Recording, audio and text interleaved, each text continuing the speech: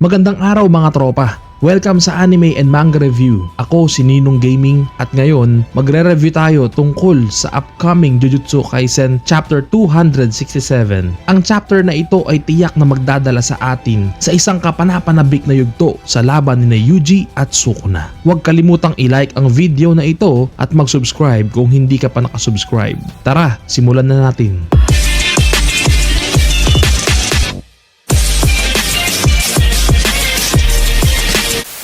Bago tayo magukay sa detalye, balikan muna natin ang nangyari sa huling chapter. Sa chapter 266, nakita natin ang isang misteryosong daliri na nakatali sa loob ng isang misteryosong lugar at mukhang ang imahe ng daliring nakatali sa paligid ng paikot na hagdan ay nagpapakita ng implikasyon na maaaring ito'y selyado o protektado. Ngunit sino ang may-ari ng daliring yun? Ito ba ay si Yuji o kay Sukuna?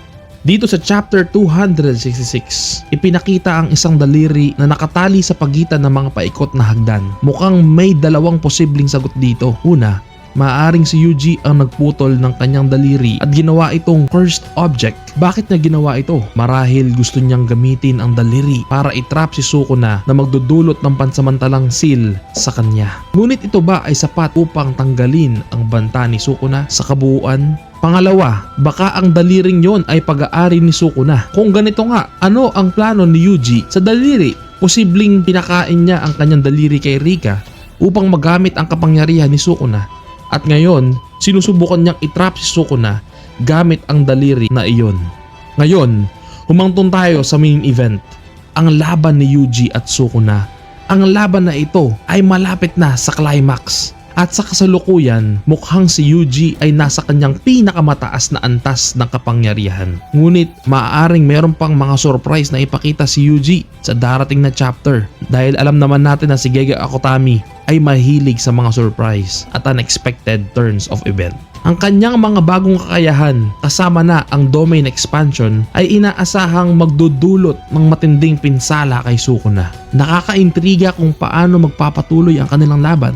Kasabay nito, nagsimula na rin si Megumi na tumulong kay Yuji at mukhang nagising siya ni Yuji. Sa tulong ng powerful soul dismantle ni Yuji, nagising si Megumi at umugong ang laban. Ang paggamit niya ng 10 Shadows technique ay nagpapakita na siya ay handang makipagsabayan kasama ni Yuji. Sa tingin ninyo, paano makakatulong si Megumi sa laban sa darating na chapter 267? Isipin ninyo kung ang chapter 267 ay magdadala ng climax ng kwento, malamang na magkakaroon tayo ng malalaking sagot at major twists. Paano magtatapos ang labanan? Magagawa kaya ni Yuji na gamitin ang kanyang domain expansion upang talunin si Sukuna? Malaki ang papel na gagampanan ni Megumi sa mga susunod na kabanata. Ang kanyang pagsusumikap na labanan si Sukuna ay magiging crucial sa pag-unlad ng kwento. Makakaya kaya niyang tulungan si Yuji at maibalik ang kontrol sa kanyang katawan? Kung magagawa ni Yuji na magdulot ng mas malalim na pinsala kay Sukuna sa chapter 267, mas malaki ang magiging pagkakataon ni Megumi na makipaglaban ng epektibo laban sa King of Curses. Ano ang palagay ninyo mga tropa? Excited na ba kayo sa mga posibleng mangyari sa chapter 267? I-share ninyo ang inyong mga teorya at opinion sa comment section sa ibaba. Gusto naming malaman ito. Ang chapter 267 ay malapit nang ilabas ngayong linggo at tiyak magiging isang monumental na yugto sa kwento. Huwag palampasin ang kaganapan sa Jujutsu Kaisen. Huwag kalimutang mag-subscribe at i-click ang notification bell para sa updates. Hanggang sa muli, ito si Ninong Gaming at ito ang Anime and Manga Review. Paalam.